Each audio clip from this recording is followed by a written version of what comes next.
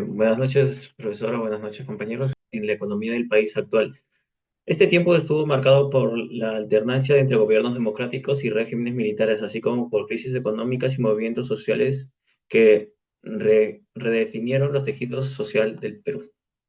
En los cambios políticos tenemos que desde 1930 el paisaje político peruano fue testigo de múltiples golpes de Estado y cambios de regímenes.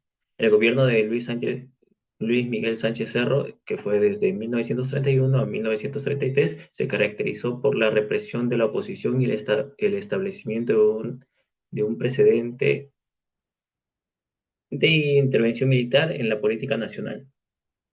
Este patrón se repitió con Manuel A. Odría de 1948 a 1956, cuya administración autoritaria implementó algunas reformas económicas, pero también dejó un legado de desconfianza hacia las instituciones democráticas. En este aspecto, nos damos cuenta que estos regímenes no fueron bien llevados por nuestro gobierno, ¿no? Y en toda la población hasta el día de hoy tenemos desconfianza de quienes nos gobiernan, de si hacen bien, hacen mal, si solo roban, si hacen buenos proyectos, malos proyectos. Hasta el día de hoy tenemos esa desconfianza. Pero esto no es de ahora, esto bien claro es desde antes.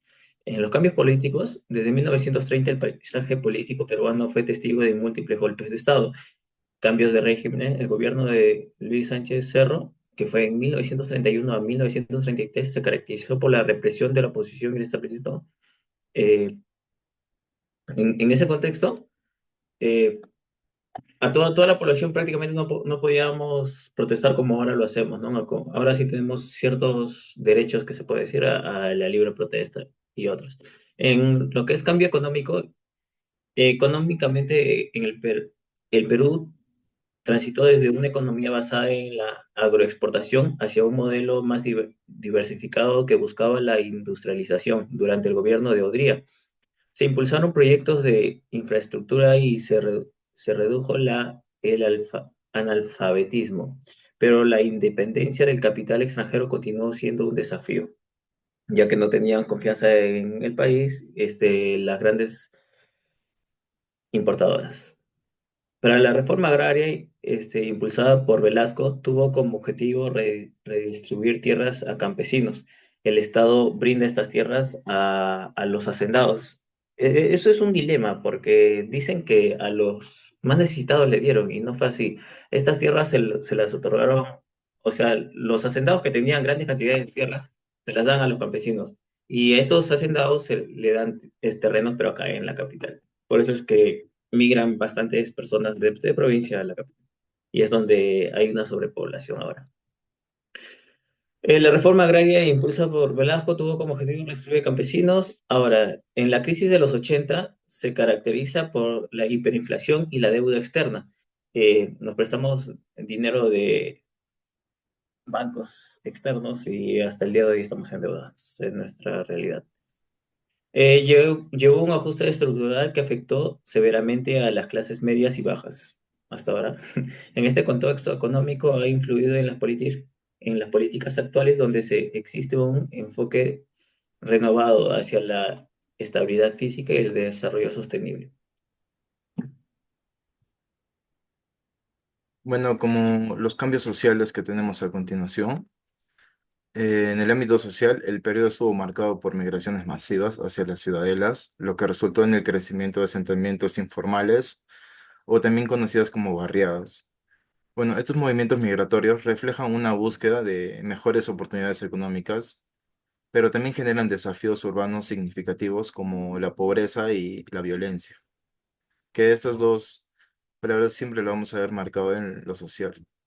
Las reformas sociales impulsadas durante los gobiernos militares intentaron también integrar a sectores excluidos. Sin embargo, muchas comunidades aún enfrentan discriminación y falta de acceso a servicios básicos, como que es la educación, la comida. La inclusión del voto femenino en 1955 fue un avance significativo, aunque las luchas por los derechos civiles continuaron a lo largo del tiempo. Este legado social del periodo es complejo, mientras que han logrado algunos avances en términos de derechos humanos y participación política, persisten desigualdades estructurales que afectan a la mayoría de las comunidades que tenemos en el Perú. Bueno, la influencia en el Perú actual, la influencia de estos cambios entre 1930 y 1990 es palpable en el Perú contemporáneo, ya que la historia política ha generado una cultura cívica activa, pero escéptica hacia las instituciones estatales. Esto se manifiesta en protestas sociales frecuentes y demandas por mayor transparencia y rendimiento de cuentas.